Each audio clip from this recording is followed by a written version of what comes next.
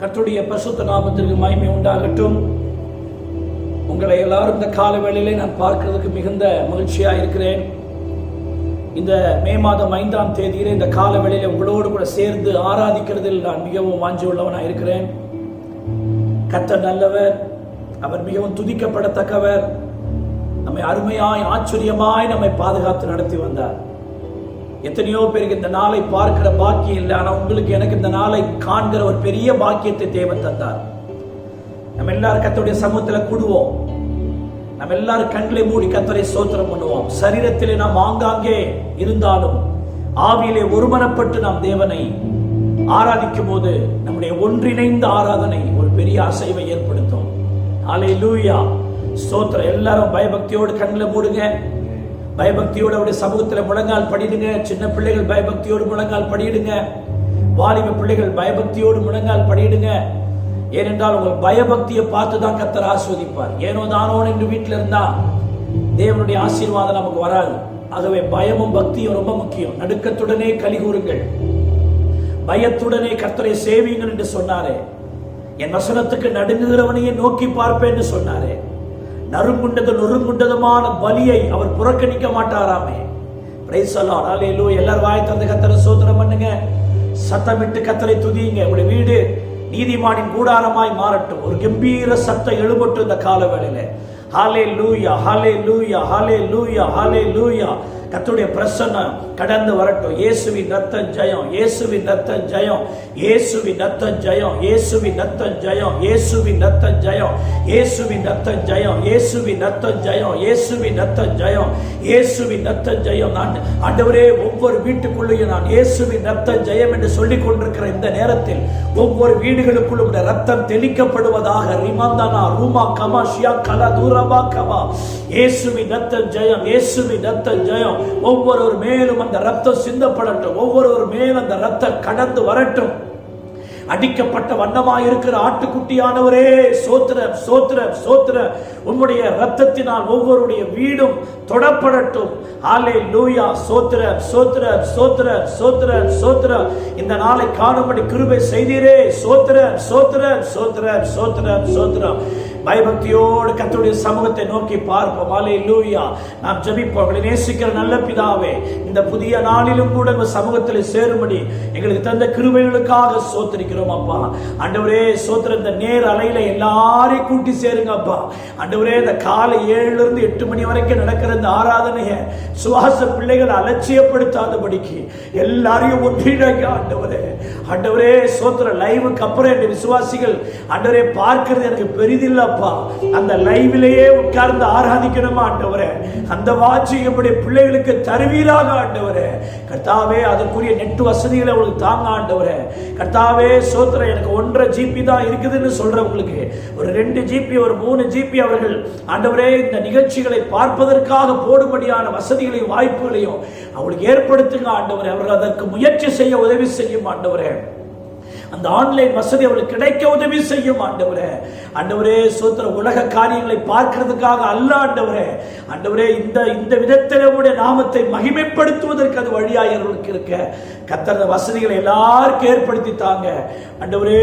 சோத்திர, சோத்திரம். இந்த நாளிலே நடைபெற இந்த ஜெபம், கர்த்தருடைய வார்த்தை, ஆண்டவரே முடிவு ஜெபம் எல்லாவற்றையும் நீர் ஆசீர்வதியும். இயேசுவின் ரத்தம் ஜெயம். ஆண்டவரே, சமாதானம் உண்டாகட்டும், மகிமை உண்டாகட்டும், சந்தோஷம் உண்டாகட்டும், வியாதிகள் நீங்கட்டும். இந்த நாளுக்குரிய சகல ஆலோசனைகள் அவர்களுக்கு கிடைக்கட்டும். இயேசுவின் நாமத்தில் ஜெபிக்கிறோம் ஜீவனுள்ள நல்ல பிதாவே. ஆமென், ஆமென். நம்ம எல்லாரும் சேர்ந்து ஜெபத்தோட்ட ஜெயகீதங்கள் அதுல 12வது பாடல், நான் உன்னை விட்டு விலகுவது இல்லை, நான் உன்னை கைவிடுவது இல்லை, நான் உன்னை காண்கிற தேவன், கண்மணி போல் உன்னை காப்பேன். பாடி ஆண்டவருடைய நாமத்தை நாம் மகிமைப்படுத்துவோம். Praise the Lord. சோத்திரம்.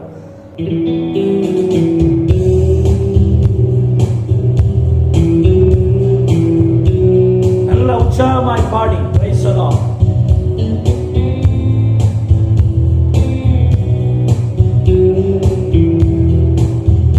நான் உன்னை விட்டு விலகுவதில்லை, நான் உன்னை என்றும் கைவிடுவதில்லை, நான் உன்னை விட்டு விலகுவதில்லை, நான் உன்னை என்றும் கைவிடுவதில்லை.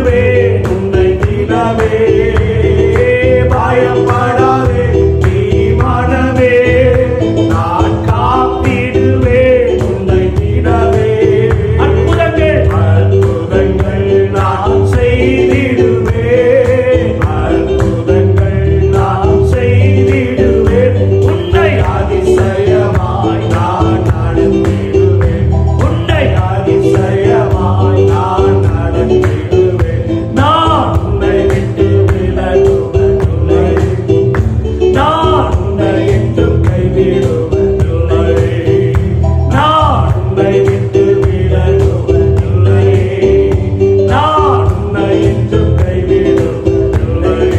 நான் உன்னை காக்கின்ற தேவன், கண்மணி போல் உன்னை காப்பேன். இயேசுவே, நான் உன்னை காக்கின்ற தேவன், கண்மணி போல் உன்னை காப்பேன். திகையாதே கலங்காதே மனமே, நான் உன்னுடன் இருக்க பயமே. அல்லேலூயா. திகையாதே கலங்காதே மனமே, நான் உன்னுடன் இருக்க பயமே. கண்ணீர் யாவையும் துடைத்திடுவே, கண்ணீர் யாவையும் துடைத்திடுவே. உன் கவலைகள் யாவையும் போக்கிடுவே. கவலைகள், உன் கவலைகள் யாவையும் போக்கிடுவே. நான் உன்னை விட்டு விலகுவதில்லை. நான் உன்னை என்றும் கைவிடுவதில்லை. நான் உன்னை விட்டு விலகுவதில்லை. நான் உன்னை என்றும் கைவிடுவதில்லை. அனுதினம் என்னை தேடிடுவாய். நான் அழைத்திடும் பலனை பெற்றிடுவாய். அனுதினம் என்னை தேடிடுவாய். நான்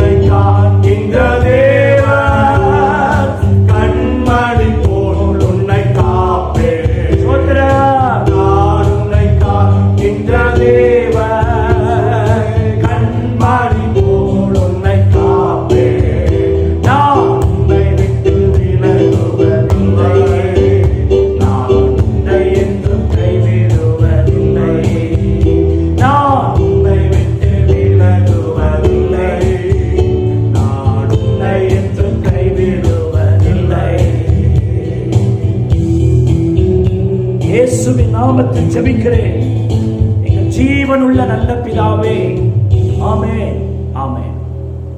கர்த்தருடைய வசனத்தை தியானிக்கும்படியாக நம்ம எல்லாரும் பரிசுத்த வேதாகமத்தை கையில் எடுத்துக்கொள்வோம்.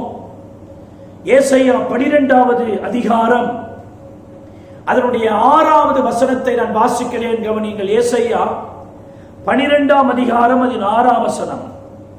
சீயோனில் வாசமாய் இருக்கிறவளே, நீ சத்தமிட்டு கம்பீரி, இஸ்ரவேலின் பரிசுத்தர் உன் நடுவில் பெரியவராயிருக்கிறார். இஸ்ரவேலின் பரிசுத்தர் உன் நடுவில் பெரியவராயிருக்கிறார். இன்றைய செய்தியினுடைய தலைப்பு கர்த்தர் பெரியவர் என்பதுதான். அருமையான தேவனுடைய பிள்ளைகளே, உங்களையும் என்னையும் பார்த்து கர்த்தர் சொல்லுகிறார், சத்தமிட்டு கம்பீரி.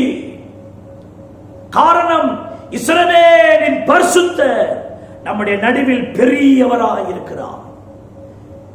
கம்பீரித்து சத்தமிட்டு சொன்ன என்ன அர்த்தம்? கம்பீர சத்தம் எப்போ வரும்? ஜெயம் பெற்று விட்டால், நம்முடைய வாழ்க்கையில நன்மைகளால் நடக்கிறது என்று சொன்னால் ஒரு ஜெய சத்தம் எழும்பும். அதற்கு ஆப்போசிட்டா ஒரு வார்த்தை இருக்குது, அபய தொனின்னு ஒண்ணு இருக்குது. அபய தொனின்னா பிரச்சனை, சிக்கல், ஆபத்து. அபய தொனி, துயர தொனி, அப்படி எல்லாம் பைபிள்ல இருக்குது.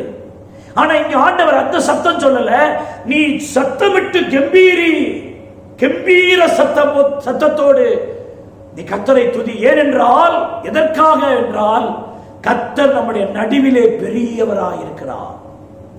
இந்த கால வேளையிலே உங்கள் நடுவிலே இந்த செய்தியை கேட்டுக்கொண்டிருக்கிற சகோதரியே, சகோதரனே, உன்னுடைய நடுவிலே கர்த்தர் பெரியவராய் இருக்கிறார் என்று நீ கர்த்தரை துதித்து ஸ்தோத்திரம் பண்ணு.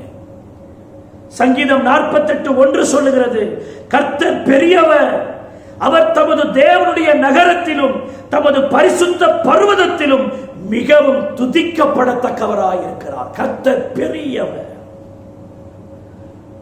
இந்த கால வேளையில கர்த்தர் உங்கள் நடுவிலே பெரியவராய் விளங்கி உங்களை நடத்துவாராக என்று நான் உங்களை ஆசீர்வதிக்கிறேன். கர்த்தர் பெரியவர் என்கிற ஒரு தரிசனம் எந்த விசுவாசியின் வாழ்க்கையிலே இருக்கிறதோ அவர்கள் வாழ்க்கையிலே பெரிய பிரச்சனைகள் கூட சிறிய பிரச்சனையாக தெரியும். கவனிக்கணும். யாருக்கெல்லாம் ஆண்டவர் பெரியவர் என்கிற தரிசனம் உள்ள இல்லையோ அவர்களுக்கு சின்ன பிரச்சனை கூட பெரிய பிரச்சனையா தெரியும். தாவீது ராஜாவுடைய வாழ்க்கையை பாருங்க. ஒரு கோலியாத்தை பார்த்து ஊரே கலங்கி பயந்த பொழுது 16-17 வயது உடைய தாவீது பயப்படவே இல்லைங்க. அவர் சொல்றாரு, ஒரு முறை நான் கரடியை, ஆடுகளை மேய்த்துக் கொண்டிருந்த போது கரடி வந்து என் ஆட்டை தூக்கி கொண்டு போனது. ஒரு முறை நான் ஆடு மேய்த்துக் கொண்டிருக்கும் போது சிங்கங்கள் வந்து என் ஆட்டை தூக்கிட்டு போனது.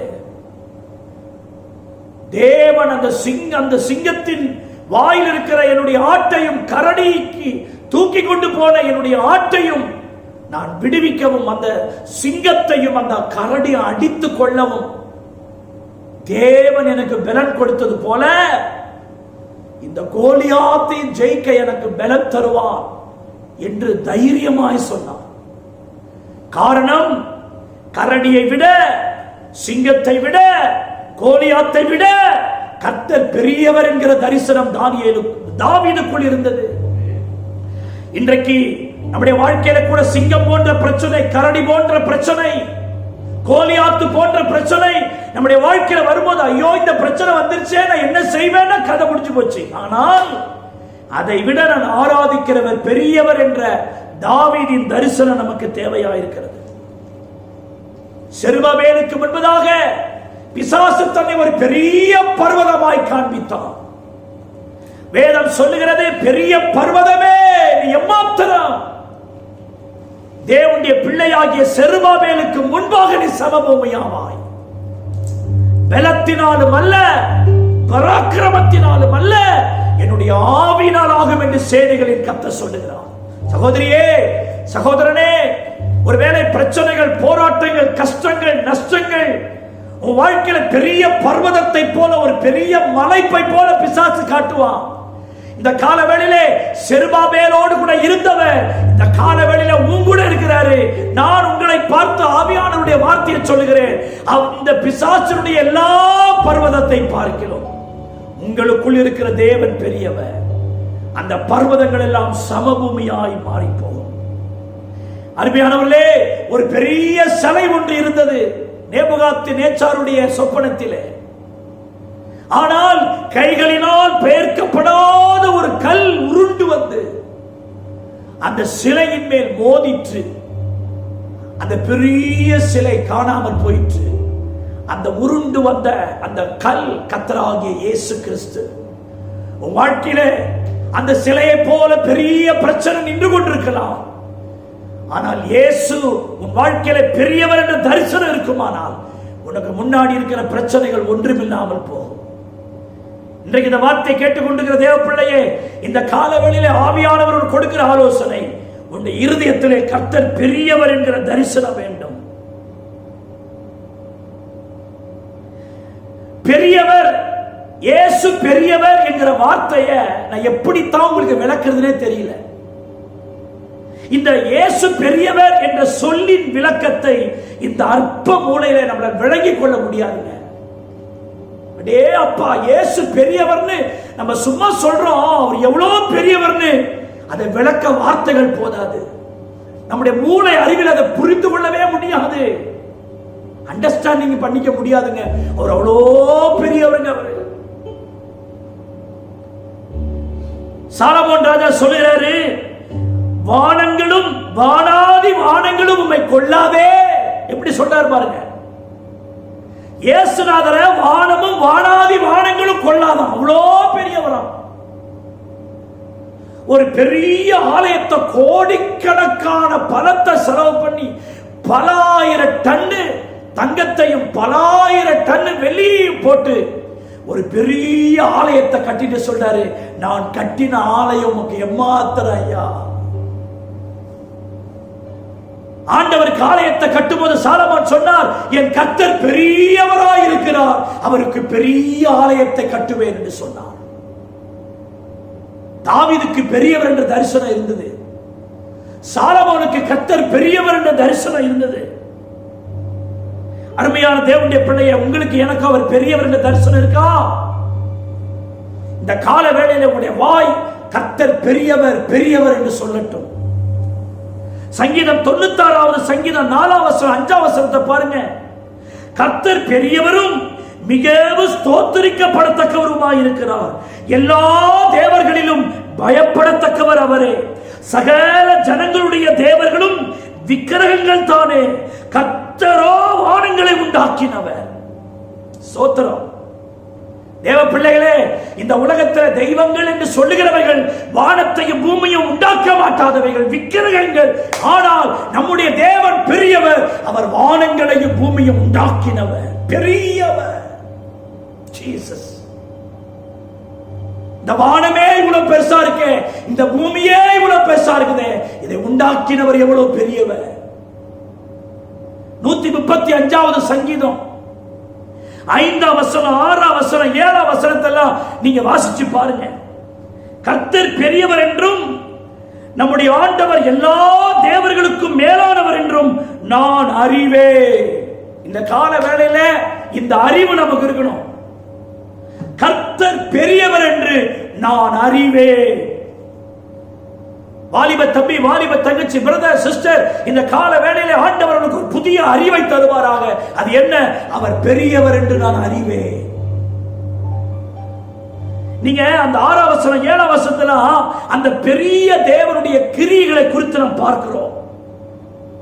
அவரை பற்றி பைபிள் சொல்லுகிறது 135ஆம் சங்கீதம் 6ஆம் வசனத்துல, வானத்திலும் பூமியிலும் சமுத்திரத்திலும் எல்லா ஆழங்களிலும் தமக்கு சித்தமானவைகளை அவர் செய்கிறாராம். அவர் செய்யலனா வானத்துல வேலை நடக்காது, பூமியில வேலை நடக்காது, ஆழங்களில வேலை நடக்காது. நம்ம கடல் மேலதான் பார்க்கிறோம், ஆனா கடலின் ஆழங்களில் அவர் கிரியை செஞ்சிட்டு இருக்கிறார். ஒவ்வொரு மீன்களுக்கு அவர் சாப்பாடு கொடுக்கிறாராம், திமிங்கலங்களுக்கு சாப்பாடு கொடுத்துட்டு இருக்கிறாராம். ஒரு சாதாரண திமிங்கலம், ஒரு ஆவரேஜான திமிங்கலம் 30 ஏனைக்கு அதிகமான எடை கொண்டதுன்னு சொல்றாங்க. அது எவ்வளவு சாப்பிடும் பாருங்க. சமுத்திரத்தின் ஆழங்களிலே கிரியை செய்கிறார். பூமியிலே அவருடைய கிரியைகள் நடந்து கொண்டிருக்கிறது. வானங்களில் அவருடைய கிரியைகள் நடந்து கொண்டிருக்கிறது சொன்னா அவர் எவ்வளவு பெரியவர் பாருங்க. 7ஆம் வசனம், மேகங்களை எழுப்பி மழையுடனே மின்னல்களையும் உண்டாக்கி காற்றை தமது பண்டகசாலிந்து புறப்பட பண்ணுகிறார். எவ்வளவு பெரிய காரியம் செய்கிறார் பாருங்க ஆண்டவர். இதெல்லாம் நீங்க தியானிக்கணும். இப்படிப்பட்ட தேவனை நம்ம ஆராதிக்கிறோம், நம்ம சோர்ந்து போகலாமா? மேகங்கள் அவர் தான் எழுப்புறாரா, மழையோடு கூட மின்னல்களை உண்டாக்குறாரா, காற்றை தமது பண்டகசாலிந்து அவர் தான் அனுப்புறார். இயேசு பெரியவர் என்பதை உங்களுக்கு நான் விளக்க முயற்சிக்கிறேன்.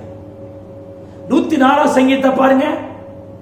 அதுல 1ஆம் வசனம் 3ஆம் வசனம் வரைக்கும் பாருங்க. என் ஆத்துமாவே கர்த்தரை ஸ்தோத்திரி, என் தேவனாகிய கர்த்தாவே நீர் மிகவும் பெரியவராயிருக்கிறீர், மகிமையும் மகத்துவத்தையும் அணிந்து கொண்டிருக்கிறீர். அடே அப்பா, நம்ம எப்படி ஒரு Dress போட்டிருக்கிறோம்ல, ஒரு சட்டை ஒரு பேண்ட் போட்டிருக்கிற மாதிரி அவர் மகத்துவத்தையும் மகிமையும் அணிந்து கொண்டிருக்கிறார். மகிமையே அவருடைய வஸ்திரம், மகத்துவமே அவருடைய வஸ்திரமா இருக்குதான்.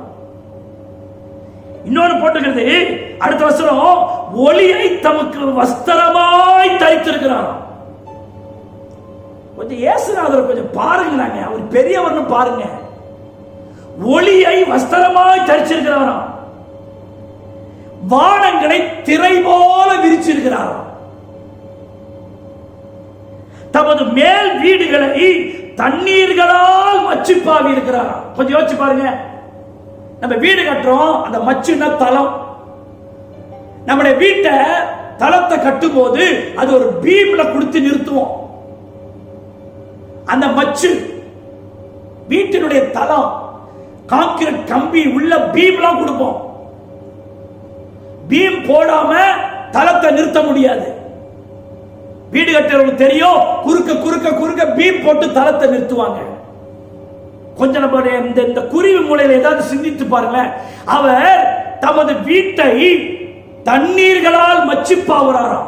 தண்ணீரையே அப்படியே தலை மாறி போட்டு அதுக்கு கீழே அவர் குடியிருக்கிறார்னு பைபிள் சொல்லுது. நம்முடைய ஞானத்துக்கு அதை விளங்க முடியுதா? இந்த உலகத்தில் இருக்கிற தெய்வங்கள்லாம் சொல்றாங்க, அவர் எரும மாட்டு மேல போறாரு, மயில் வாகனம் பயன்படுத்துறாரு, எளிய வாகனமா பயன்படுத்துறாங்க, கழுத வாகனம்னு உலக தெய்வங்களுக்கு என்னென்னமோ வாகனங்கள்னு சொல்றாங்க. ஆனா இயேசு காற்றின் செட்டைகளின் அவர் ரதமாய் பாவித்து போகிறாராம். இவ்வளவு பெரிய ஆண்டவர் பாருங்க. 138ஆம் சங்கீதத்தை பாருங்க.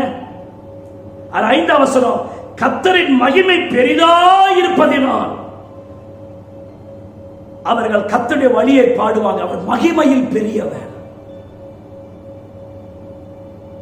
உலகத்தில் இருக்கிறவனிலும் எனக்குள் இருக்கிறவர் பெரியவர். வானம் அவருக்கு சிங்காசனமா, பூமி அவருக்கு பாதப்படி என்றால் அவர் எவ்வளவு பெரிய தெய்வம். நான் அடிக்கடி இந்த வசனத்தை சிந்திப்பேன்.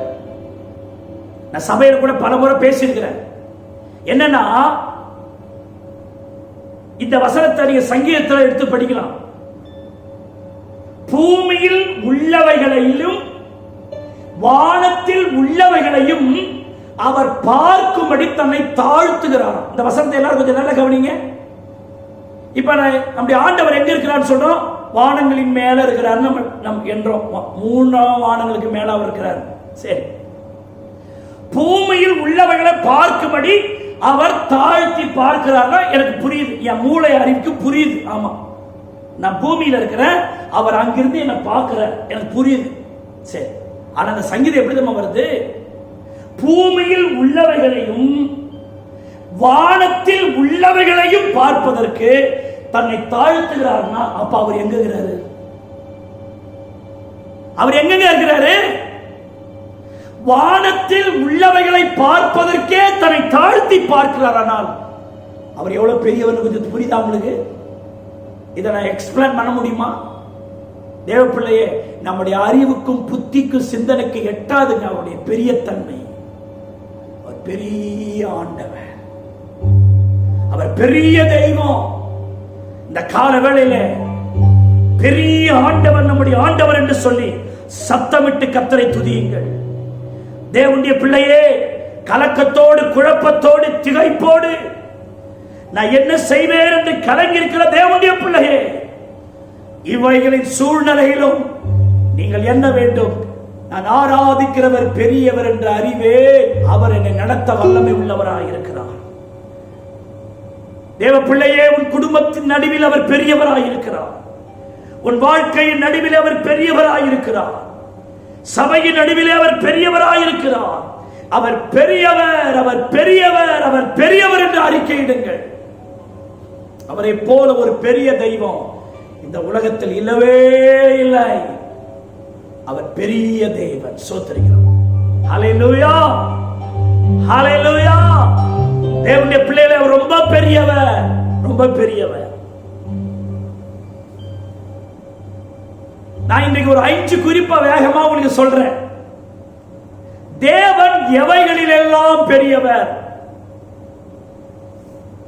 எனக்கு பாரப்படுத்துற இந்த மணி நேரத்தில் உங்களுக்கு பிரயோஜனமா இருக்கும்படி எனக்கு ஏவப்பட்ட ஒரு 5 குறிப்பா நான் சொல்றேன். தேவன் எப்படியெல்லாம் பெரியவர். யாத்திராகமம் 18ஆம் அதிகாரம் 11ஆம் வசனம். கர்த்தர் எல்லா தேவர்களை பார்க்கிலும் பெரியவர் என்பதை இப்பொழுது அறிந்திருக்கிறேன். அவர்கள் இடும்பு செய்த காரியத்தில் அவர்களை மேற்கொண்டார் என்று சொல்லி. இது யார் சொன்ன வார்த்தை தெரியுமா? மோசேயின் மாமனாகிய எத்ரோ சொன்ன வார்த்தை. அவர் சொல்றாரு, கர்த்தர் எல்லா தேவர்களை பார்க்கிலும் பெரியவர் என்கிறதை இப்பொழுது அறிஞ்சிருக்கிறேன். அப்படின்னு என்ன அர்த்தம்? முன்பு இந்த கர்த்தர் பெரியவர் என்று எத்ரோவுக்கு தெரியாது. எல்லா தேவர்களிலும் இவரும் ஒருவர் என்று மோசேயின் மாமனாகிய எத்ரோ இயேசுவை, தேவனை சாதாரணமே அறிந்திருந்தான்.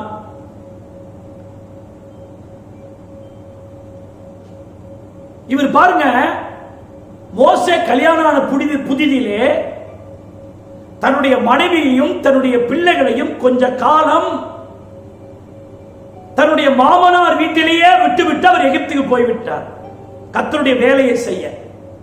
மனைவி பிள்ளைகளை கூட வைத்துக் கொண்டு அவருடைய ஊழியத்திற்கு கொஞ்சம் இடைஞ்சலா இருக்கும் என்று அவர் எண்ணினாரோ தெரியல. கர்த்தரும் அதற்கு அனுமதி கொடுத்திருந்தார் போல தன் மனைவியும் பிள்ளைகளையும் மாமனார் வீட்டுக்கு விட்டுட்டு அவர் எகிப்துக்கு போயிட்டாரு. அவர் எகிப்துல போய் ஆண்டவர் அவரை கொண்டு 10 விதமான அற்புதங்களை செய்து, அதுக்கு பிறகு அந்த பார்வோன் அவர்களை விடுவித்து, பிறகு திரும்ப அந்த ஜனங்களை அடிமைப்படுத்த வேண்டும் என்று துரத்தி கொண்டு வந்ததையும், அவர்களுக்காக கர்த்தர் செங்கடலை 2ஆய் பிளந்ததையும், அதன் நடுவாக அவர்கள் வந்த விதத்தையும் எல்லாவற்றையும் அந்த எத்ரோவுக்கு அவர் அறிவித்திருப்பார் போல. அதுக்கப்புறம் அந்த வனாந்தர பயணமாக அவர் வருகிற பொழுது, அதுக்கப்புறம் தன்னுடைய மனைவியையும் தன்னுடைய பிள்ளைகளை இந்த வனாந்தர பயணத்தில் அவங்க வந்து ஜாயின் ஆயிட்டாங்க, மோசேயுடைய மனைவியும் பிள்ளைகளும். அப்போ கிட்டத்தட்ட லட்ச ஜனங்களை மோசே வழிநடத்தி கொண்டு வருகிறார். தேவன் அந்த வனாந்தர பாதையிலே கர்த்தர் அவர்களுக்கு செய்த கிரியைகளை எல்லாவற்றையும் எத்ரோ கேள்விப்படுகிறார். கேள்விப்பட்டு சொல்லுகிறார், எல்லா தேவர்களை பார்க்கிலும் கர்த்தர் பெரியவர் என்பதை நான் அறிந்திருக்கிறேன். செங்கடலை பிளந்தாராமே, கசப்பான தண்ணியை மதுரமாக்கினாராமே, வானத்துக்கு மன்னாவை ஒவ்வொரு நாள் பொழிய பண்றாரே, காடைகளை அனுப்பி அவருடைய பசி ஆத்துறாரு. எந்த ராஜா சண்டைக்கு வந்தால் அத்தனை பேரையும் இஸ்ரவேலர்கள் ஜெயம் எடுக்கிறார்களே. அப்படியானால் இவர்களுக்கு முன் நடக்கிறவர் சாதாரண தெய்வம் அல்ல. அவர் எப்படிப்பட்ட தெய்வம்? பெரிய தெய்வம். இந்த எத்ரோ சொல்லுகிறதை நான் ஆவியின் வெளிப்பாட்டில் இப்படி சொல்லுகிறேன். எத்ரோ இதை மட்டுமல்ல, மோசே பிறந்த விதத்திலிருந்து கர்த்தர் நடத்தி வந்த பாதையெல்லாம் அங்கே விளக்கி சொல்லப்படுகிறது. மோசே பிறக்கும் பொழுது பிறக்கிற பிள்ளைகள் எல்லாம் வெட்டப்படணும் ஒரு சட்டம் இருந்துச்சு. மோசே பிறந்த காலத்தில் அவரை தூக்கி நதியில போட்டாங்க. பிள்ளை அவ்வளவுதான், சாகம், செத்துரும். மோசேயின் அம்மா கூட அதை நினைச்சிருக்க மாட்டா பிள்ளை உயிர் வாழுன்னு. ஆனா அது பார்வோனின் குமாரத்தின் மகளுக்கு தென்பட, அவளுக்கு அந்த பிள்ளையின் மேல் இரக்கம் வர, கர்த்தர் அங்கு வச்சு காப்பாற்ற, அதுக்கப்புறம் ஒரு நாள் அவன் பெரியவனான பொழுது சோத்திரிக்கிறோம், ஒரு எகிப்தியன் ஒரு இஸ்ரவேலை அடிக்கிறத பார்த்துட்டு, ஒரு எகிப்தியன் போய் என் ஜனத்தை அடிக்கிறானே சொல்லி ஒரு எகிப்தியனை அவன் கொலை பண்ண, மறுநாள் 2 இஸ்ரவேலர்கள் சண்டை போட்டுட்டு இருக்கும்போது, ஏன்பா நம்ம சகோதரர்கள் இப்படி சண்டை போடலாமான்னு கேட்க, அதற்கு அந்த சோத்திரிக்கிறோம் இஸ்ரவேலரில் ஒருவன், நேற்றைய தினம் ஒரு எகிப்தியனுக்கு செய்தது போல எங்களுக்கு செய்யலாம் இருக்கிறாயோன்னு கேட்க, உடனே உயிர் தப்புவதற்காக யாரு மோசே எகிப்தை விட்டு ஓடுன்னு யாரும் சொல்லல, இவனாகவே பயந்து மீதியான் தேசத்துக்கெல்லாம் ஓடினான். இதெல்லாம் கால்குலேட் பண்ணி பார்த்தா எல்லாம் இவனுடைய காரியம் அல்ல, எல்லாம் கர்த்தருடைய திட்டத்தின்படியே நடந்தது. முதல் குறிப்பு சொல்லுகிறேன், அவர் திட்டமிடுகிறதில் பெரியவர். இந்த யெத்ரோவினுடைய அறிக்கை எதை காண்பிக்கிறதுனா, அவர் திட்டமிட்டு செயல்படுத்துகிறதில் அவர் பெரியவர். உன் வாழ்க்கையில சில விஷயம் நடக்கிறதுக்கு உனக்கு அர்த்தமே புரியாம இருக்கலாம், ஆனால் உன் வாழ்க்கையில ஒவ்வொரு திட்டங்களின்படிதான் அவர் செய்கிறார். சில விஷயம் புரியாது, அந்த அவருடைய வழிகள் நமக்கு தெரியாது. குருடனை அவன் அறியாத வழிகளும் அவன் தெரியாத பாதையில கொண்டு சென்று அவனுக்கு முன்பதாக இருளை வெளிச்சமாக்கி வழியை செவ்வையாக்கி அவனை சிறப்பாய் கொண்டு வந்து நிறுத்துவார். அப்பதான் தெரியும். அதனால்தான் பேதுரு கிட்ட கூட சொன்னாரு, நான் செய்கிறத ஆரம்பத்திலே உன்னால விளங்கிக் கொள்ள முடியாது, பின்னாடி தெரிஞ்சுக்குவான்னு சொன்ன. நம்முடைய வாழ்க்கை நம்ம நடந்து வந்த பாதையெல்லாம் திரும்பி பார்க்கும் போது, ஐயோ இந்த மாதிரி இருக்குதே நான் கவலைப்பட்டேன்.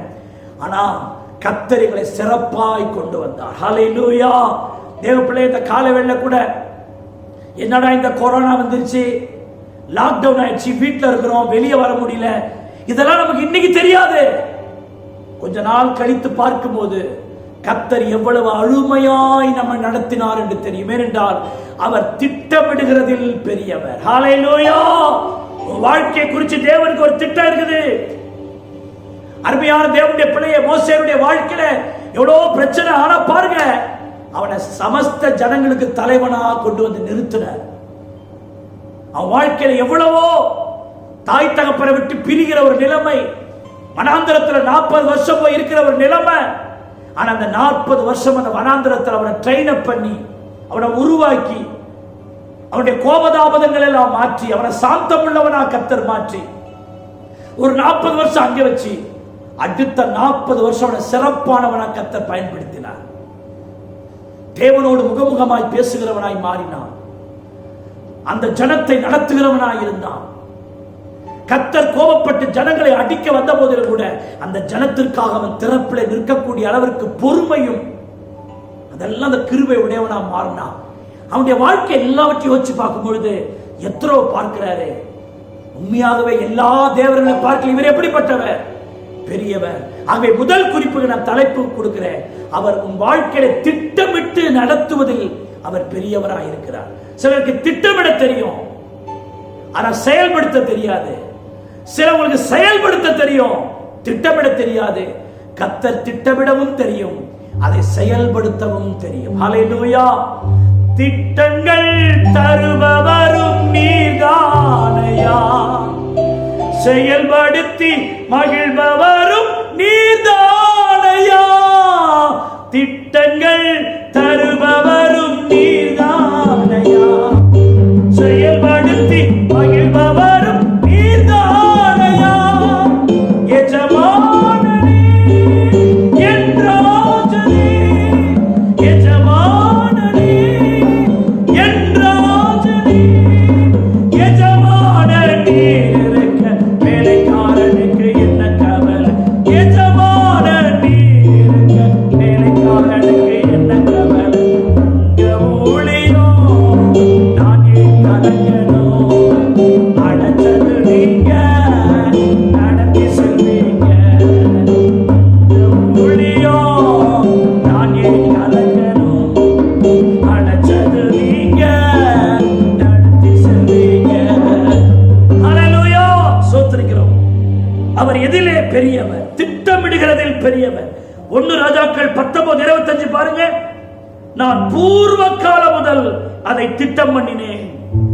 1 ராஜாக்கள் 17:37 பாருங்க, கர்த்தர் எழுதி கொடுத்த திட்டங்கள். யோபு 28:6, யோபு 37:15 பாருங்க, மழைக்கும் மின்னல்களுக்கும் அவர்தான் திட்டமிடுகிறார். எப்படி மழை வரணும், மின்னல் எப்படி சோதரிக்கிறோம் அது வரணும் என்று அவருடைய திட்டங்களின்படியே எல்லாம். நான் சொல்லுகிறேன், இந்த வானத்துக்கு பூமிக்கு இவ்வளவு திட்டமிட்டு அவளை செயல்படுத்துறாரு. உன் குடும்ப விஷயத்தில் அவர் திட்டமிடாத இருப்பாரா? உன் பிள்ளைகளுடைய காரியம், உங்களுடைய காரியம், உங்களுடைய பொருளாதாரம் எல்லாவற்றிலும் அவர் திட்டமிடுகிறதில் அவர் பெரியவர். இரண்டாவது குறிப்பு, அவர் எதிலே பெரியவர்? எரேமியா 32:19 பாருங்கள். யோசனையில் பெரியவரும் செயலில் வல்லவருமாய் இருக்கிறீர்.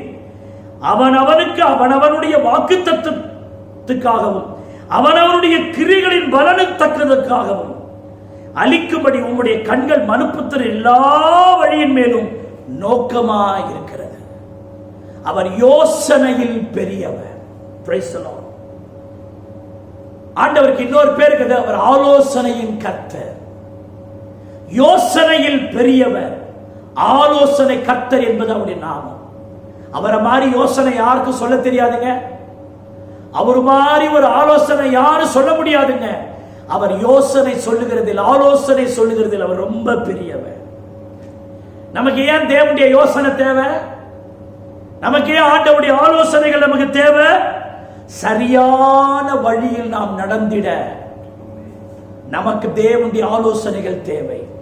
நீ நடக்க வேண்டிய வழியை உனக்கு காட்டுவேன், உன்மேல் என் கண் வைத்து உனக்கு ஆலோசனை சொல்லுவேன். அவருடைய ஆலோசனையில் படி நாம் நடப்போமானால் நம்முடைய வாழ்க்கை ஆசீர்வாதம். தாவீது சொன்னார், ஆண்டவரே உம்முடைய ஆலோசனையின் படி என்னை நடத்தி முடிவிலே மகிமையில் ஏற்றுக்கொள்வீர். அப்படின்னு என்ன அர்த்தம்? அவர் ஆலோசனை நம்மை மகிமைக்கு நேராய் நடத்தும். தேவ பிள்ளையே, பென்யமீன் கோத்திரத்தில் பிறந்த கீஸ் என்னும் பராக்கிரமசாலிகளின் கழுதை காணவில்லை. அதை தேடுவதற்கு அந்த கீசின் குமாரன் சவுல் தன் வேலைக்காரர்களோடு எப்ராயிம் கோத்திரத்தாரின் இடம் மட்டும் அந்த கழுதையை தேடி போனா கழுதை கிடைக்கல. மனம் உடைந்தான். இந்த கழுதை கிடைக்காது போல சொல்லி அவன் மனம் தளர்ந்து சோர்ந்த பொழுது சவுலோடு கூட வந்த வேலைக்காரன் இப்படி சொன்னான். 1 சாமுவேல் 9:6, இதோ இந்த பட்டணத்தில் தேவனுடைய மனுஷர் ஒருவர் இருக்கிறார், அவர் பெரியவர், அவர் சொல்லுகிறதெல்லாம் தப்பாமல் நடக்கும், அங்கே போவோம், ஒருவேளை அவர் நாம் போக வேண்டிய நம்முடைய வழியை நமக்கு தெரிவிப்பார். இது ஒரு வேலைக்காரன் சவுலுக்கு சொன்ன வார்த்தை. யாரை பற்றி சொல்றாரு? தீர்க்கதரிசியாகிய சாமுவேலை குறித்து அந்த வேலைக்காரன் சொன்னார். அவர் பெரியவர், நமக்கு தெரியாத வழி அவர் நமக்கு சொல்லுவாரு, அவர் பெரியவர், பெரிய மனுஷர், அவர்கிட்ட போவோம் என்று சொன்னார். நான் என்ன சொல்றேன்னா, தேவனால் சிருஷ்டிக்கப்பட்ட தீர்க்கதரிசியாகிய சாமுவேல் பெரியவர், அவரிடத்தில் போனால் நம்முடைய வழிக்குரிய தகுந்த ஆலோசனைகளை அவர் சொல்லுவார் என்று அந்த வேலைக்காரன் சொன்னது உண்மையானால், நான் ஆராதிக்கிற தேவன் சாமுவேலிலும் பெரியவர். நாம் அவரிடத்தில் போகும் பொழுது நாம் நடக்க வேண்டிய வழியை குறித்து அவர் நமக்கு ஆலோசனை சொல்ல மாட்டாரா?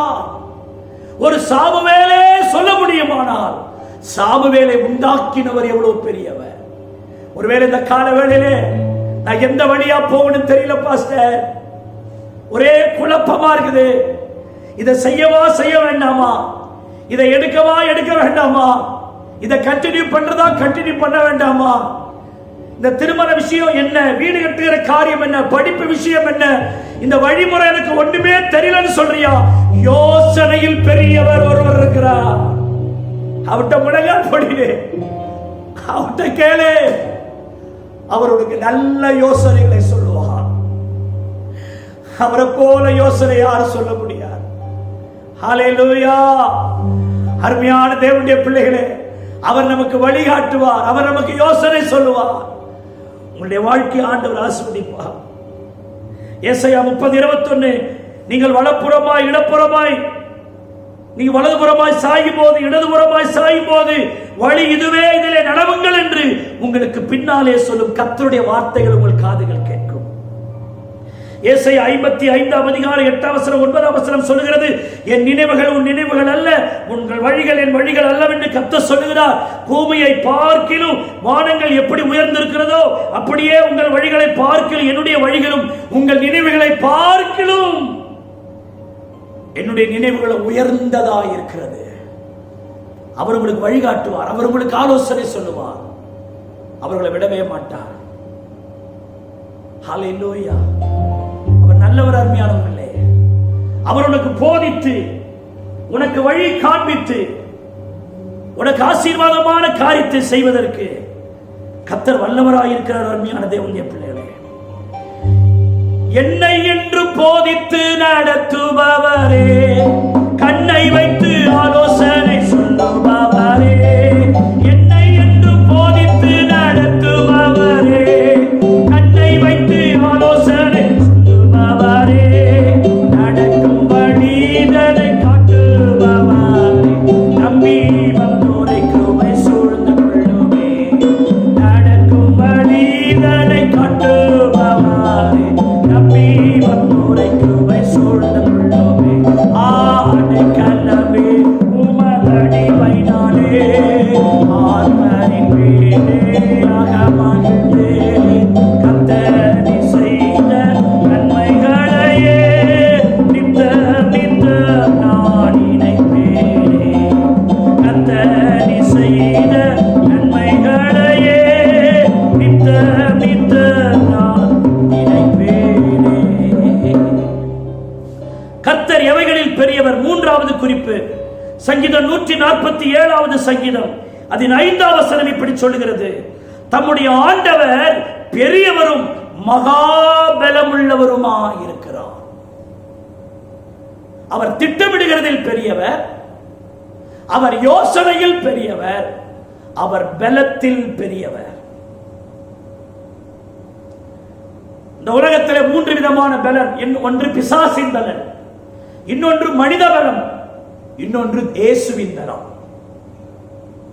பிசாசின் பலத்தை விட, மனுஷனுடைய பலத்தை விட தேவனுடைய பலம் பெரியது. அவர் பலத்தில் பெரியவர், உன்னை பலப்படுத்துகிறதில் பெரியவர். அவர் பெரியவர், அவருடைய பலத்தில் அவர் பெரியவர் என்பதற்கு நீங்கள் 147 சங்கீதம் 2வது வசனத்திலிருந்து பார்த்தீங்கன்னா அவர் எவ்வளவு பலம் உள்ளவர் உங்களுக்கு தெரியும். கர்த்தர் எருசலேமை கட்டுகிறார், கட்டுகிறதில் அவர் பெரியவர். அவர் பலம் கட்டும்.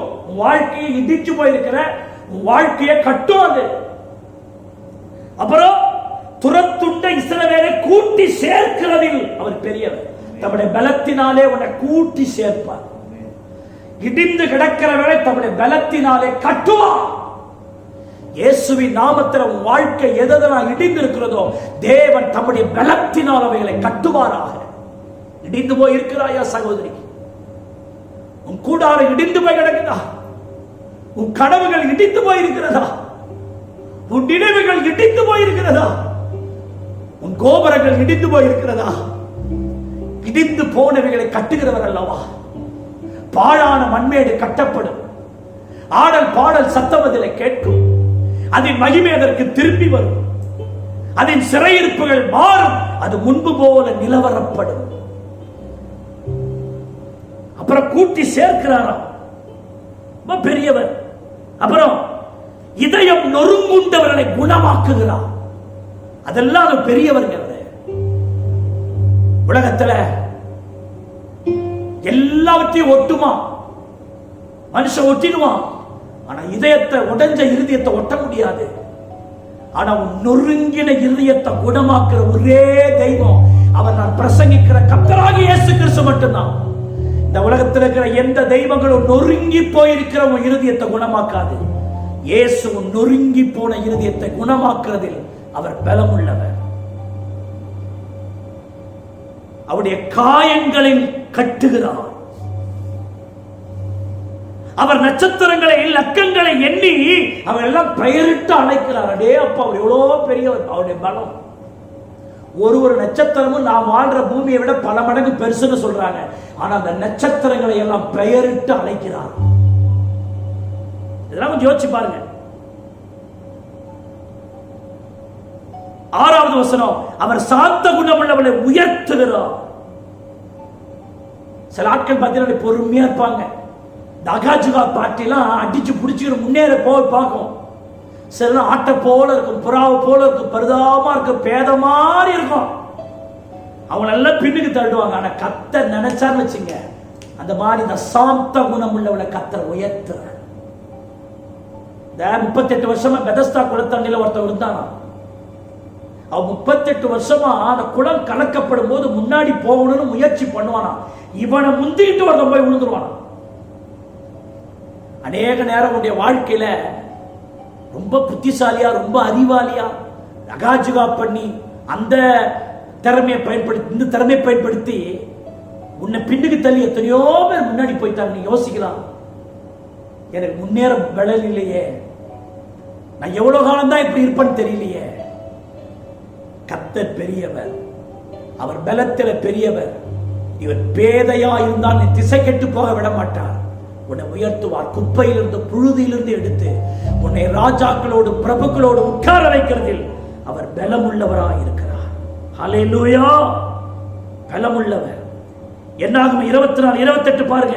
இஸ்ரவேலை காண்டாமிருகத்துக்கு ஒத்த பலனை கொடுத்து அவர்களிலும் பலத்த ஜாதியை அவர்களை கொண்டே துரத்தினாராம். பலமுள்ளவர். நியாயாதிபதிகள் 6:14 கிதியோன் சொன்னா, ஐயோ என்னால முடியாதேன்னு சொன்ன போது கர்த்தர் சொன்னார், இருக்கிற இந்த பலத்தோடு போ. ஒரு மனிதன் மீதியானை அடிக்கிறது போல அந்த சேனையை நீ அடிப்பாய், நான் உன்னை பலப்படுத்துறேன் போன. நியாயாதிபதிகள் 16ஆம் அதிகாரம் 5ஆம் வசனம் 28ஆம் வசனத்துல சிம்சோனுக்கு விரோதமாக பெலிஸ்தியர்கள் எழுப்பி வந்த போதெல்லாம் ஆவியானவர் தம்முடைய மகாபலனை அவனுக்குள் அனுப்பி தந்து அவனை ஜெயம் கிடைக்க பண்ணினார். தம்முடைய பலனை அவனுக்கு அனுப்பினார். சங்கீதம் 18வது சங்கீதம் 32வது வசனத்திலிருந்து 34ஆம் வசனம் வரைக்கும் வாசி பாருங்க. தாவீதை கர்த்தர் பலப்படுத்தி அவனை யுத்தங்களிலே பழக்கப்படுத்தினார். 1 ராஜாக்கள் 19:8 பாருங்க. எலியா, இனி நான் வாழ முடியாது, நான் வாழ்ந்தது போதும், இயேசுவே என்னை எடுத்துக்கங்க, நான் வாழ விரும்பலன்னு சோர்ந்து போய் படுத்து கிடந்தவனை தட்டி எழுப்பி அவனுக்கு தண்ணீர் கொடுத்து அப்பத்தை கொடுத்து அவனை பலப்படுத்தி இரவும் பகலும் 40 நாள் அவனை நடக்கும்படி பலப்படுத்தினான். அப்போஸ்தலனாகிய பவுல் சொன்னான், என்னை பலப்படுத்துகிற கிறிஸ்து இயேசுவினாலே எல்லாவற்றையும் செய்ய எனக்கு பலன் உண்டு. கலாத்தியர் 2ஆம் அதிகாரம் 7ஆம் வசனத்திலே புறஜாதிய விருத்த சேதனம் உள்ளவர்கள் மத்தியில ஊழியம் செய்ய பேதுருவை பலப்படுத்தி புறஜாதியார்களுக்கு ஊழியம் செய்யும்படி அப்போஸ்தலனாகிய பவுலை கர்த்தர் பலப்படுத்தினார் என்று வேதம் சொல்லுகிறது. அப்போஸ்தலர் 2ஆம் அதிகாரம் 7ஆம் வசனத்திலே ஒருவன் பிறந்ததிலிருந்தே பிச்சை எடுத்துட்டு கிடந்தான். அலங்கார வாசல உட்கார்ந்து வருவார் போவார், ஏதாவது காசு தருவாங்களான்னு ஒரு சப்பானி உட்கார்ந்து பிச்சை எடுத்துட்டே இருந்தானா. பேதுரு யோவான் வந்தாங்க. இவங்கிட்ட வெள்ளியாகிலும் பொன்னாகிலும் கிடைக்கும் என்று அவன் நோக்கி பார்த்தான். பேதுரு யோவான் சொன்னாங்க, நீ எதிர்பார்க்கிற வெள்ளியும் பொண்ணு எங்களிடத்தில் இல்ல, எங்களிடத்தில் உள்ளதை கொடுக்கிற நசரேயனாகிய இயேசுவின் நாமத்தில் எழுந்து நட என்று சொன்னபோது அவன் கரடுகளும் கால்களும் பலன் கொண்டன. உன்னை பலப்படுத்துகிறதில் என் ஆண்டவர் பெரியவர். பலவீனத்தோடு கூட இருக்கிற தேவனுடைய பிள்ளையே, உன்னை பலப்படுத்த தேவன் பெரியவர். ஒரு சகோதரி ஒரு முறை என்கிட்ட ஜெபிக்க வந்தாங்க. அவங்க சொன்னாங்க, பாஸ்டர் நான் ஒரு டைப்பிஸ்டா இருக்கிறேன், ரொம்ப ஏழ்மையான நிலையில இருக்கிறவன், நான் வீட்டுல நான் வேலையில போய் டைப் பண்ணி அதுல வர காசுல தான் என் தாய் தகப்பனுக்கு சாப்பிட முடியும். எங்களுக்கு யாருமே இல்ல, அண்ணன் தம்பி யாரும் இல்ல, நான் வெளியில போய் சம்பாதிக்கலாம், என் குடும்பத்துக்கு போஜனம் கிடையாது, எனக்கு டிபி அட்டாக் இருக்குன்னு சொல்றாங்க, என்னுடைய விரல்கள் எல்லாம் டைப் பண்ண முடியல, என் விரல்ல பலவீனமா இருக்குது, நடுங்குது, எனக்கு அந்த வேலையை தவிர வேற வேலை தெரியாது, என் விரல்கள் பலவீனமா இருக்கிறது, சகஜமா என்னால டைப் பண்ண முடியல, எனக்கு வேலை கொடுத்தவங்க, நீ சரியா ஃபாஸ்டா டைப் பண்ண மாட்டேன்ற, டைமிங்ல உன் டைப்பிங் முடிய மாட்டேது, நீ வேலைக்கு வராத நின்றுன்னு சொல்றாங்க. நின்னுட்டா இவங்களுக்கு போதனை இல்ல. இயேசு என்ன பலப்படுத்துவாரா? என் டிபி வியாதியிலிருந்து இயேசு எனக்கு சுகம் கொடுப்பாரா? டிபி வந்தா சுகமாகாதுன்னு சொல்றாங்க. இயேசுனால முடியும், இயேசுனால முடியும்னு ஒரு சகோதரி எனக்கு சொன்னதால ஆலயத்துக்கு வந்த. இயேசு என்ன பலப்படுத்துவாரா? நான் சொன்னேன், எந்த மனுஷனையும் பிரகாசிப்பிக்கிற ஒளி இந்த தேவனாகிய கர்த்தர். இவரால செய்ய முடியாத காரியங்கள் இந்த உலகத்தில் ஒன்றுமே இல்லை. சகோதரியே, உன் பலவீனங்களில் உன்னை பலப்படுத்துவதற்காக இயேசு சிலுவையிலே பலன் இழந்தவராய் உனக்காய் ரத்தம் சிந்தி இருக்கிறார். அவர் எந்த ஜாதிக்கோ எந்த மதத்துக்கோ சொந்தக்காரர் அல்ல. உன்னுடைய டிபி வியாதிகளுக்காக அந்த வியாதிகளை எல்லாவற்றையும் இயேசு சிலுவையிலே சுமந்து கொண்டார். அந்த இயேசுவை நீ விசுவாசிப்பாயானால், அந்த இயேசுவை நீ நம்புவாயானால், உன்னுடைய பலவீனத்தில் அவர் உன்னை பலப்படுத்துவதற்கு வல்லவராய் இருக்கிறார். நீ இயேசுவை விசுவாசிக்கிறாயா என்று சொன்னேன். அந்த சகோதரி, நான் இயேசுவை விசுவாசிக்கிறேன் என்று தன்னை அர்ப்பணித்தார்கள்.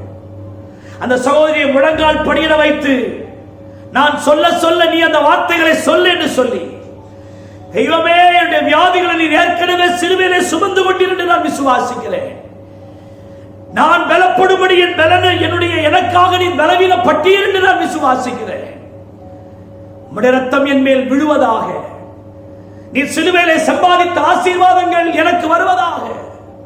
நீர் உண்மையான தெய்வம் என்று நான் விசுவாசிக்கிறேன். அதை என் வாயினால் அறிக்கை செய்கிறேன். என்னை பலப்படுத்தும் ஆண்டவரே என்று அந்த சகோதரி சொன்னார்கள். நானும் ஜெபித்தேன். கொஞ்ச நாள் கழித்து அந்த சகோதரியை பார்க்கும்போது அவர்கள் சொன்னார்கள், என் ஆண்டவர் அந்த டிபி வியாதியில் இருந்து என்னை பரிபூர்ணமாய் சுகமாக்கி முன்பை விட அதிக பலத்தோடு வேலைகளை செய்யும்படி அநேகரை குறித்து நான் இயேசுவுக்கு சாட்சி சொல்லி என் வாழ்க்கை இருண்டு போன என் வாழ்க்கையை வெளிச்சமாக்கினார் என்று சகோதரி சொன்னார்கள்.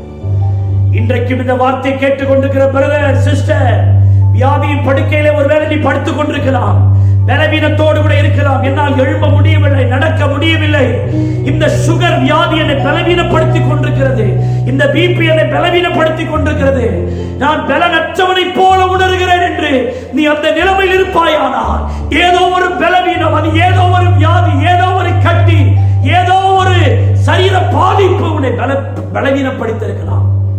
இந்த செய்தியை கேட்கிற உன்னை இயேசு பலப்படுத்துகிறார். Heal in the name of Jesus என்று அவருடைய நாமத்தின் நிமித்தம் சொல்லுகிறேன். அவர் உன்னை பலப்படுத்துகிறவர். அருமையான தேவனுடைய பிள்ளைகளே, அவர் உன்னை பலப்படுத்துகிறதில் அவர் பெரியவர். நான்காவது குறிப்பிட ஒன்றை சொல்லுகிறேன். லூக்கா 1ஆம் அதிகாரம் 32வது வசனம், 33வது வசனம்.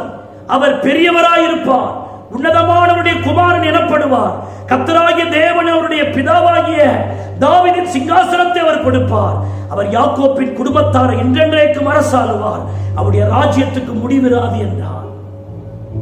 நான்காவது குறிப்பு, ஆளுகை செய்கிறதில் அவர் பெரியவர். 2 வார்த்தை எடுக்கிறேன்.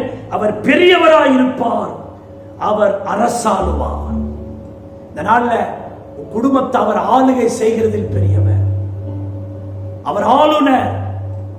நீங்க சொல்லுங்க, ஆண்டவரே, என் வீட்டில் உங்களுடைய சிங்காசனத்தை போடுறோம், என் வீட்டில் நீங்க ராஜரீகம் பண்ணுங்க, எங்க வீட்டில் நீங்க இருந்து ஆளுகை பண்ணுங்க. எங்க வீட்டை நான் நடத்தக்கூடாது, என் மனைவி நடத்தக்கூடாது, என் பிள்ளைகள் அல்ல, எங்க வீட்டுக்கு நீங்க தான் ஆளுநர், எங்க வீட்டை நீங்க தான் ஆளுகை செய்யணும். அவர் உன்னை ஆளுகை செய்வாரானால் உன் வாழ்க்கை சமாதானத்தோடு கூட இருக்கும் என்று சொல்லுகிறேன். நிறைய பேருடைய வீட்டில் பார்த்தீங்கன்னா சமாதானம் இல்லை, சந்தோஷம் இல்லை, மகிழ்ச்சி இல்லை. காரணம், யாருடைய ஆளுகையோ இருக்குது. உன்னை ஆளுகிறதில் அவர் பெரியவர். அவர் இந்த பூமியில் இருந்த நாட்களில் மகிழ்ச்சியும் சமாதானமும் இருந்தது. சென்றமிடமெல்லாம் சமாதானம். ஒரு பெண் 12 வருஷமா ரத்த போக்கு, ரத்தம் போயிட்டே ப்ளீடிங் ஆகிட்டே இருக்கும். எப்படி இருக்கும் யோசிச்சு பாருங்க.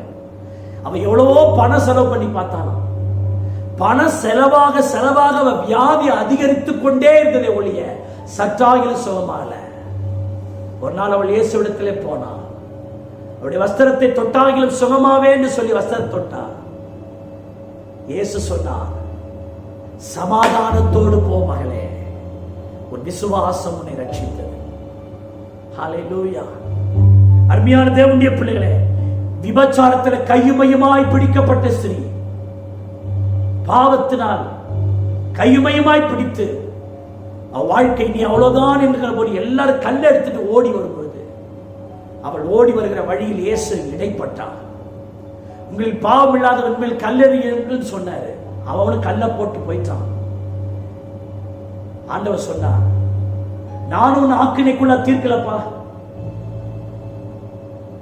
நீ போ, இனி பாவம் செய்யாத, சமாதானத்தோடு போன்னு சொன்னார். அவர் எங்க போனாலும் சமாதானத்தை பற்றியே பேசினார்.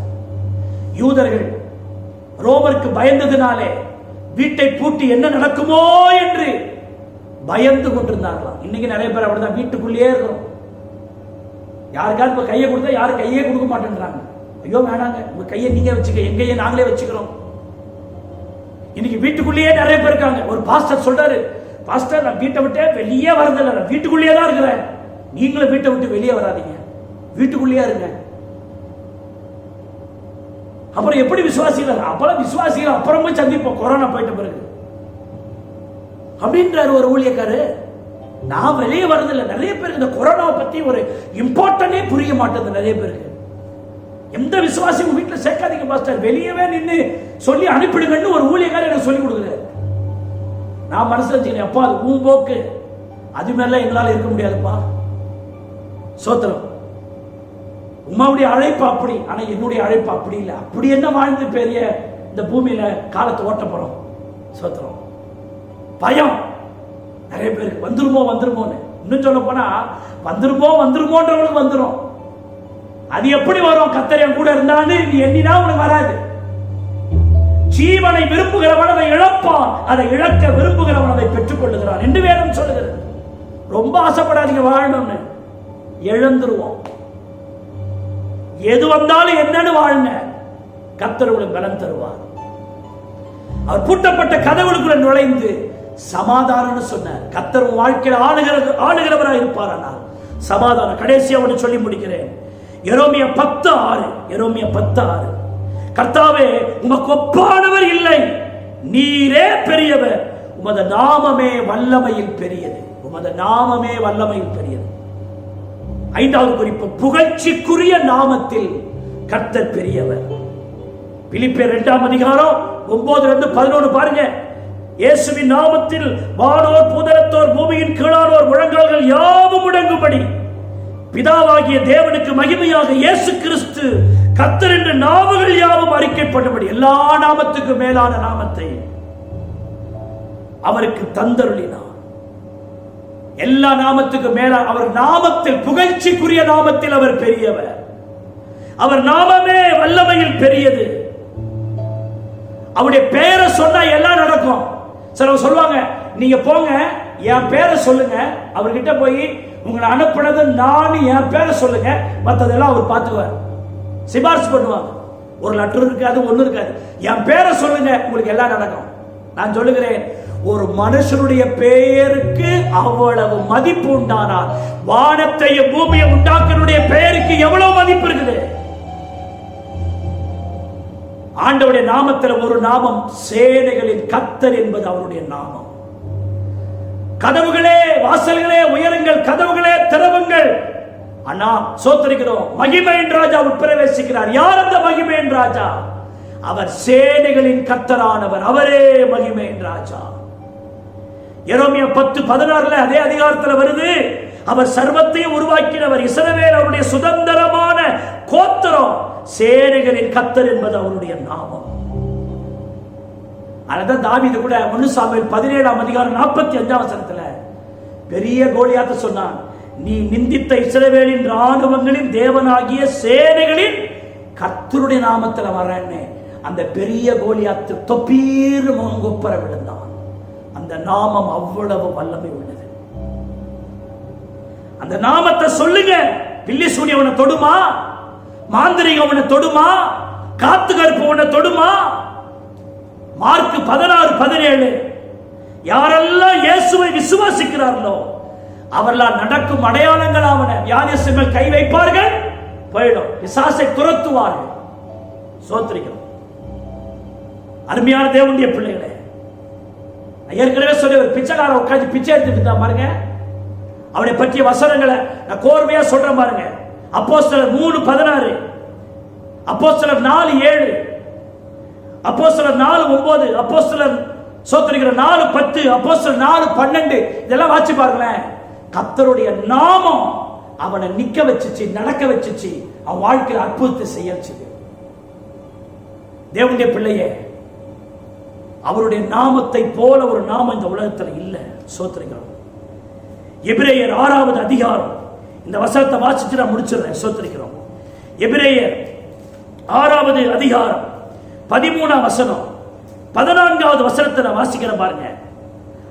ஆபிரகாமுக்கு தேவன் வாக்குத்தத்தம் பண்ணின போது ஆணையிடும்படி தம்மிலும் பெரியவர் ஒருவரும் இல்லாதபடியால் தமது பேரில் தானே ஆணையிட்டுக் கொண்டார்.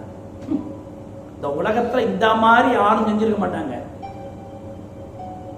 தம்மிலும் பெரியவர் ஒருவரும் இல்லாததுனால தேவன் என்ன பண்ணாரா?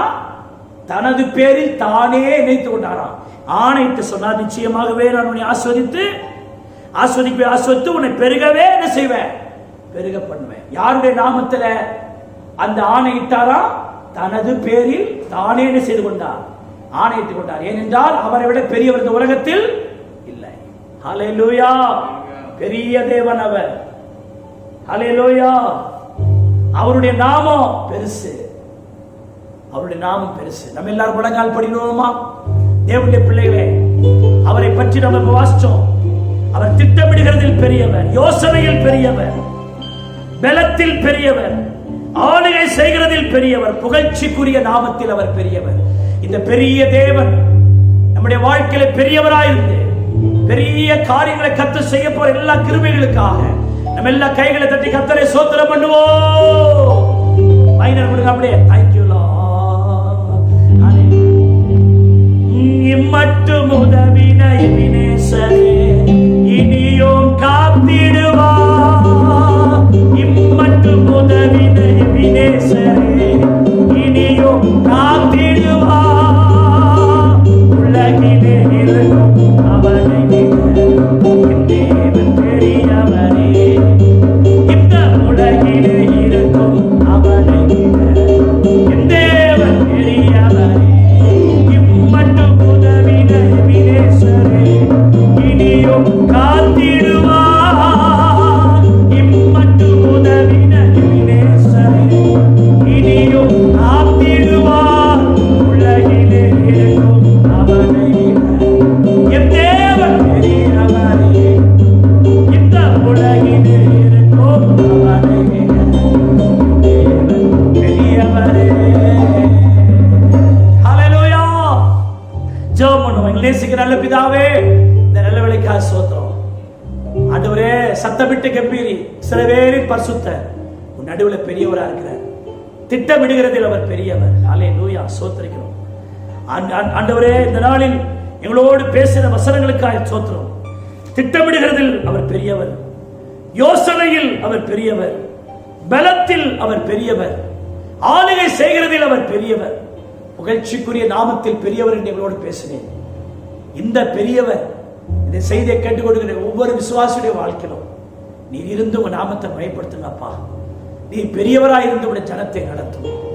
இந்த செய்தியை ஸ்தோத்திரத்தோடு கேட்கும் பொழுதே அவளுக்கு நீ அற்புதம் செய்து கொண்டிருக்கிறதுக்காக ஸ்தோத்திரம். நீ வியாதியை சுகமாக்கி கொண்டிருக்கிறதுக்காக ஸ்தோத்திரம். அவருடைய பாதையில் இருக்கிற தடைகளை எடுத்து போடுகிறதுக்காக ஸ்தோத்திரம். அவருடைய வாழ்க்கை உயர்வுக்கு குறுக்காய் வந்து நிற்கிறவைகளை எடுத்து போடுகிறதுக்காக ஸ்தோத்திரம். ஆண்டவரே ஸ்தோத்திரம். ஒரு நன்மை உண்டாகிறதுக்காக ஸ்தோத்திரம். சமாதானத்தை அனுப்புவதற்காக ஸ்தோத்திரம். அந்த கடன் பிரச்சனை நீக்குகிறதுக்காக ஸ்தோத்திரம். அந்த வேலையை தருகிறதுக்காக ஸ்தோத்திரம். அந்த திருமணங்களை நீர் நடத்த ஆரம்பிக்கிறதுக்காக ஸ்தோத்திரம். அவளுக்கு அந்த நன்மையை செய்கிறதுக்காக ஸ்தோத்திரம். அந்த கண்ணீரை துடைக்கிறதுக்காக ஸ்தோத்திரம். கர்த்தர் பெரிய காரியத்தை செய்யும். நீ பெரியவர் பெரியவர் என்று சொல்லி சொல்லி ஜெயம் எடுக்க உதவி செய்யும். இயேசுவின் நாமத்தில் ஜெபிக்கிறோம் ஜீவன் உள்ள நல்ல பிதாவே, ஆமென். நம்முடைய கர்த்தராகிய இயேசுவின் கிருபை, பிதாவாகிய தேவனுடைய அன்பு, பரிசுத்த ஆவியாருடைய ஐக்கியம், வழிநடத்தல், பாதுகாப்பு, பராமரிப்பு இன்னும் இன்னும் சதா நாட்களும் கிறிஸ்துவின் அருகே வரைந்தவம் நம் அனைவரோடு கூட இருப்பதாக, ஆமென். நம்ம எல்லாரும் சேர்ந்து சொல்லுவோம். என் ஆத்துமாவே கர்த்தரை ஸ்தோத்திரி, என் முழு உள்ளமே பரிசுத்த நாமத்தை ஸ்தோத்திரி. என் ஆத்துமாவே கர்த்தரை ஸ்தோத்திரி. அவர் செய்த சகல உபகாரங்களையும் மறவாது. அவரின் அக்கிரமங்களை எல்லாம் மன்னித்து என் நோய்களை எல்லாம் குணமாக்கி என் பிராணனை அழிவுக்கு விலக்கி மீட்டு கிருபையினால் இறக்குகளினாலும் மீட்டு கொண்டு கழுக்கு சமானமாய் திரும்ப என் வயதை வான வயது போல் ஆக்குகிறார். அல்லேலூயா, அல்லேலூயா, அல்லேலூயா. கர்த்தர் உங்களை யாவரையும் ஆசீர்வதிப்பாராக.